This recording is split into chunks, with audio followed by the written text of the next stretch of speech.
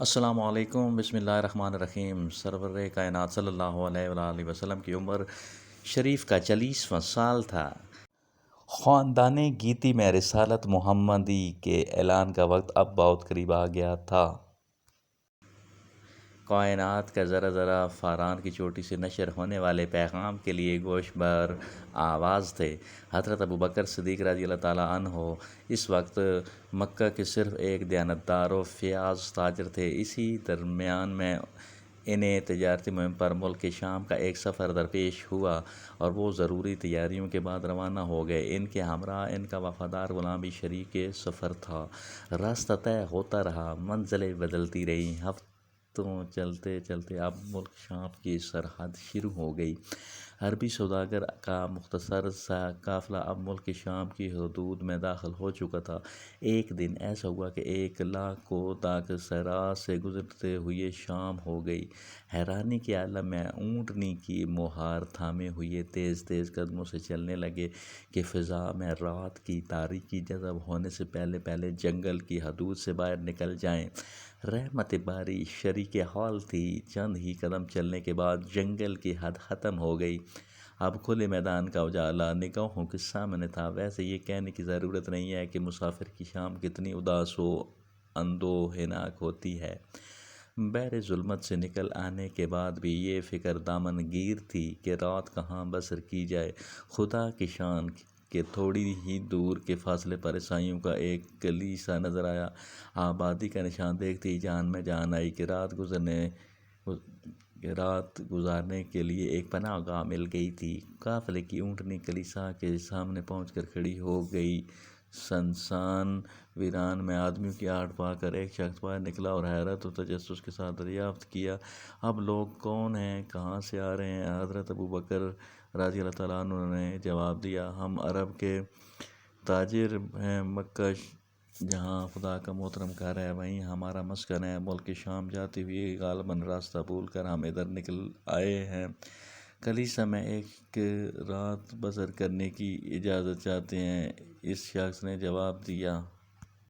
یہ کلیسا عیسائی مذہب کے ایک بہت بڑے راہب کی عبادت گاہ ہے۔ ساری دنیا سے اپنا رشتہ منقطع کر کے 100 سال سے یہاں یاد الہی میں وہ مصروف ہیں۔ صرف مجھے یہ اعزاز حاصل ہے کہ میں ان کے قریب جا سکتا ہوں۔ میرے سوا کسی کو ان کی خلوت گاہ میں قدم رکھنے کی اجازت نہیں۔ مجھے ان کی خدمت میں رہتے ہوئے 25 سال ہو گئے ہیں۔ ٹھیک ایک شیخ کی طرح انہوں نے ہماری روحانی تربیت کی ہے۔ سلسلہ کلام جاری رکھتے ہوئے کہا، اور جہاں تک رات بسر کرنے کی اجازت کا سوال ہے تو اس کے متعلق کلیسا کی ایک نہایت مشکل شرط ہے، اور وہ یہ ہے کہ یہاں رات وہی بسر کر سکتا ہے جس کے دامن زندگی پر گناہوں کی آلائش کا کوئی دھبا نہ ہو۔ اس کی گفتگو تمام ہو جانے کے بعد حضرت ابوبکر صدیق رضی اللہ تعالیٰ عنہ نے ارشاد فرمایا، لیکن تمہارے شیخ کے پاس کسی کی اندرونی حالت جاننے کا کیا ذریعہ ہے؟ کیونکہ کسی بدکار کی پیشانی پر اس کی مجرمانہ زندگی کی فہرست کندہ نہیں ہوتی۔ ایسی حالت میں کلیسا کی اس شرط سے نیکوکار مسافروں کی حق تلفی کا امکان بہت زیادہ بڑھ جائے گا۔ اس لیے بہتر ہے کہ اس شرط کو منسوخ کر دو، پھر وہ ذریعہ بتاؤ جس کے بل پر بدکار و نیکوکار کے درمیان خط امتیاز کھینچا جا سکے۔ ہزار حسن ظن کے باوجود ایک معقول سوال کی زد سے وہ اپنے آپ کو محفوظ نہیں رکھ سکا۔ چند ہی جملوں میں ذہن کی بنیاد ہل گئی۔ بے بسی کی کشمکش میں اس نے جواب دیا، میں صرف اتنا کہہ سکتا ہوں کہ جب ایک بدکار انسان کے کردار کی نحوست شیخ کے تئیں محسوس ہو سکتی ہے تو کوئی وجہ نہیں ہے کہ ایک نیکوکار کی روحانی لطافت کے جانچنے کا ان کے پاس کوئی ذریعہ نہ ہو۔ اس جواب کے بعد حضرت ابوبکر صدیق رضی اللہ تعالیٰ عنہ نے فوراً کہا، تو پھر جاؤ اپنے شیخ سے میرے متعلق دریافت کر لو۔ اگر انہیں میرے قیام پر اعتراض نہ ہو تو میں رات کا کچھ وقت کلیسا کے ایک گوشے میں گزار لوں۔ سیر نمودار ہوتی ہی یہاں سے کوچ کر جاؤں گا، ورنہ ایک مسافر کے لیے کھلے آسمان کا سایہ بہت کافی ہے۔ تھوڑی دیر تک پس و پیش کے بعد وہ راہب کے خلوت کدے میں داخل ہوا اور پیکر عجز و نیاز بن کر اسے یہ اطلاع دی۔ ملک عرب کے مکہ نامی ایک شہر سے 2 مسافر بھٹکتے ہوئے یہاں آ گئے ہیں اور کلیسا میں رات بسر کرنے کی اجازت چاہتے ہیں۔ ظاہری وجاہت کے لحاظ سے ان میں ایک آقا معلوم پڑتا ہے، جبکہ دوسرے کے چہرے سے ایک وفادار غلام کی علامتیں نمایاں ہیں۔ راہب نے تھوڑی دیر خاموش رہنے کے بعد دریافت کیا، کیا وہی مکہ جو پہاڑیوں کے جھرمٹ میں آباد ہے اور جہاں قدم قدم پر کھجوروں کے جھنڈ نظر آتے ہیں؟ خادم نے جواب دیا، میں نے یہ تفصیل نہیں معلوم کی ہے، اگر اجازت ہو تو دوبارہ جا کر دریافت کروں۔ راہب نے کہا، ضرور دریافت کرو اور جسے تم آقا کہہ رہے ہو اس کا نام بھی معلوم کرتے آؤ۔ خادم نے یہ تفصیلات معلوم کی اور راہب کے سامنے حاضر ہو کر اطلاع دی کہ مکہ کے بارے میں جو باتیں آپ نے دریافت کی ہیں وہ صحیح ہیں اور وہ اپنا نام ابوبکر بتاتا ہے۔ ابوبکر کا نام سن کر راہب کی پیشانی پر کچھ لکیریں ابھر آئیں، جیسے حافظے پر زور دے کر وہ کوئی بات سوچنے لگا۔ تھوڑی دیر تک محوت خیال کی یہی کیفیت رہی، اس کے بعد اچانک کھڑا ہو گیا اور ایک مقفل صندوق میں سے بوسیدہ کاغذات نکالے اور مضطربانہ کیفیت میں اسے الٹنے پلٹنے لگا۔ ورق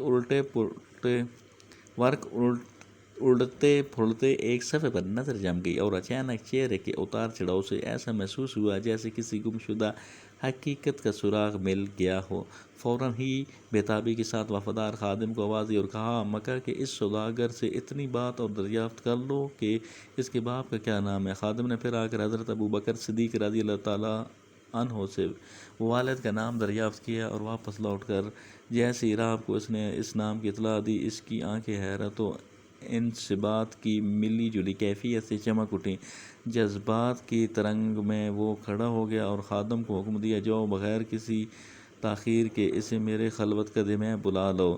حضرت ابوبکر صدیق رضی اللہ تعالیٰ عنہ اٹھے اور اس کے پیچھے پیچھے راہب کے حجرے خاص میں داخل ہوئے۔ کئی 100 برس کا بوڑھا راہب، جس کی بھویں سفید ہو کر لٹک گئی تھی اور ہڈیوں کے ڈھانچہ کے سوا سر سے پا تک جسم انسانی کا کہیں کوئی گداز نظر نہیں آ رہا تھا، خیر مقدم کے لیے کھڑا تھا۔ حجرے میں قدم رکھتے ہی ایک مدھم سی آواز کان میں آئی، اگر تم وہی ہو جس کی چند نشانیاں میرے پاس محفوظ ہیں تو آج تمہارے دیدار کا شرف حاصل کر کے میں ہمیشہ اپنی خوش نصیبی پر فخر کروں گا۔ یہ کہتے ہوئے راہب نے آپ رضی اللہ تعالیٰ عنہ کو سر سے پا تک ایک بار سارے جسم کا جائزہ لیا، کبھی کتاب کے بوسیدہ ورق پہ انگلی رکھتا، کبھی چہرے کے خد و خال کا مطالعہ کرتا۔ نوشتہ کتاب اور صحیفہ رخ کا کافی دیر تک تقابل کرنے کے بعد ایک مرتبہ عالم بے خودی میں آواز دی، زحمت نہ ہو تو اپنے دائیں ہاتھ کی کلائی ذرا میری آنکھوں کے قریب کر دو۔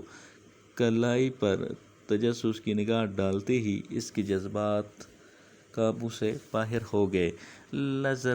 لرزتے ہوئے کہا، اجازت دو کہ میں تمہیں امیر المومنین ابوبکر صدیق کہہ کر پکاروں۔ تحقیر آمیز لہجے میں حضرت ابوبکر صدیق رضی اللہ تعالیٰ عنہ نے فرمایا، سمجھ میں بات نہیں آئی کہ صرف ایک رات بسر کرنے کے سوال پر کتنا بکھیڑا پھیلا دیا ہے تم نے۔ کبھی ہم سے مکہ کا جغرافیہ پوچھتے ہو، کبھی میرا اور میرے باپ کا نام دریافت کرتے ہو، کبھی کئی 100 برس کا پرانا کاغذ لے کر میرے چہرے اور جسم کے نشانات کا جائزہ لیتے ہو، اور اب تم نے مجھے ایسے نام سے موسوم کرنے کی اجازت چاہی ہے جس نام سے میرے باپ نے موسوم ہی نہیں کیا تھا۔ درماندہ انسانوں کے ساتھ اس طرح کا مذاق ایک تارک دنیا راہب کو ہرگز زیب نہیں دیتا۔ یہ کہہ کر حضرت ابوبکر صدیق رضی اللہ تعالیٰ عنہ واپس ہی لوٹنا چاہتے تھے کہ راہب نے ان کا ہاتھ تھام لیا۔ آسمانی بشارت سن کر تم آزردہ خاطر ہو گئے۔ روئے زمین کی ایک محترم ہستی سے میں کبھی مذاق نہیں کر سکتا۔ تمہارے مقدر کے جو نوشتے میرے پاس محفوظ ہیں میں نے انہیں صرف پڑھ کر سنایا ہے۔ آج میری باتوں کا شاید تم یقین نہ کر سکو، لیکن سن لو کہ مکہ کے افق سے رسالت کا وہ خورشید وہ خورشید انور بہت جلد طلوع ہونے والا ہے، جس کے جلوہ میں ایک روشن سیارہ کی طرح تم قیامت تک درخشاں رہو گے۔ آسمانی صحائف میں آخری پیغمبر کے جلوہ گر ہونے کی جو نشانیاں بتائی گئی ہیں، انہی کے ذیل میں تمہاری فضیلت و تقرب کی جو نشاندہی کی گئی ہے، اس کی واضح علامتیں میں تمہاری شخصیت کے آئینے میں پڑھ رہا ہوں۔ ایک ہنگامہ خیز تحائر کے ہجوم میں حضرت ابوبکر صدیق رضی اللہ تعالیٰ عنہ کلیسا کے ایک حجرے میں آ کر لیٹ گئے۔ ساری رات راہب کی گفتگو بزم خیال میں گردش کرتی رہی، ذہن میں طرح طرح کے تصورات کا طوفان امڑتا رہا، ایک لمحے کے لیے بھی انہیں نیند نہیں آئی۔ صبح کو جب رخصت ہونے لگے تو راہب کی الوداعی ملاقات کا منظر بڑا ہی دردناک تھا۔ اشک بار آنکھوں سے پیشانی کا بوسہ لیتے ہوئے بوڑھے راہب کا یہ جملہ مکہ کی واپسی تک ان کے حافظے پر نقش رہا: تمہاری زندگی میں فیضان الہی کی جب وہ سحر طلوع ہو تو مجھے بھی فیروز بخت دعاؤں میں یاد رکھنا۔ کئی مہینے کے بعد آج حضرت ابوبکر صدیق رضی اللہ تعالیٰ عنہ اپنی تجارتی مہم سے مکہ کو واپس لوٹ رہے تھے۔ چلتے چلتے اب صرف ایک منزل کی مسافت رہ گئی تھی۔ کھجوروں کے جھنڈ سے گزرتے ہوئے راہب کے سوالات حافظے کی سطح پر ابھرنے لگے۔ ام القریٰ کی پہاڑیوں پر نظر پڑتے ہی ایک معنوی کیف سے دل کا عالم زیر و زبر ہونے لگا۔ فطرت الہی کی کوشش سے اونٹنی کی رفتار تیز ہو گئی۔ مکہ کی آبادی میں داخل ہوتے ہی کہیں سے ابو جہل نے دیکھ لیا۔ اس نے فوراً یہ خبر سنائی: شاید تمہیں معلوم نہیں ہوگا کہ تمہارے جانے کے بعد یہاں کیا گل کھلا ہے۔ حضرت ابوبکر صدیق رضی اللہ تعالیٰ عنہ نے جواب دیا: کوئی اہم واقعہ رونما ہوا ہے تو سناؤ۔ ابو جہل نے طنز کرتے ہوئے کہا: عبداللہ کے بیٹے محمد صلی اللہ علیہ وآلہ وسلم کے متعلق تم بھی جانتے ہو کہ اپنے قبیلے میں وہ کتنا معزز اور ہر دل عزیز تھا۔ وہ کہتا ہے کہ میں خدا کا آخری پیغمبر ہوں، میرے پاس ایک فرشتہ آسمان سے وحی لے کر اترتا ہے۔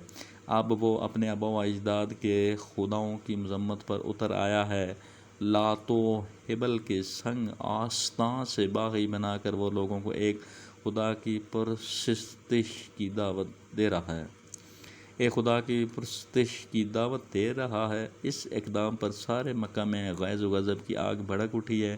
قوم میں تمہاری ذہانت و سنجیدگی ضرب المثل ہے۔ عام طور پر تمہاری بات کا بہت زیادہ وزن محسوس کیا جاتا ہے۔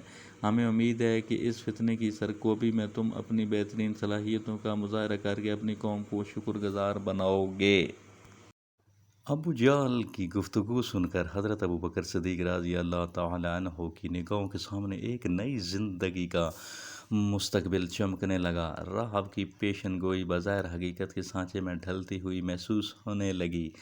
جذبات کے تلاطم پر قابو پاتے ہوئے انہوں نے جواب دیا: ابھی تو میں ایک طویل سفر سے واپس لوٹ رہا ہوں، چہرے کے گرد تک صاف نہیں کر سکا ہوں۔ بطور خود حالات و واقعات کا جائزہ لینے کے بعد ہی کوئی رائے قائم کر سکوں گا۔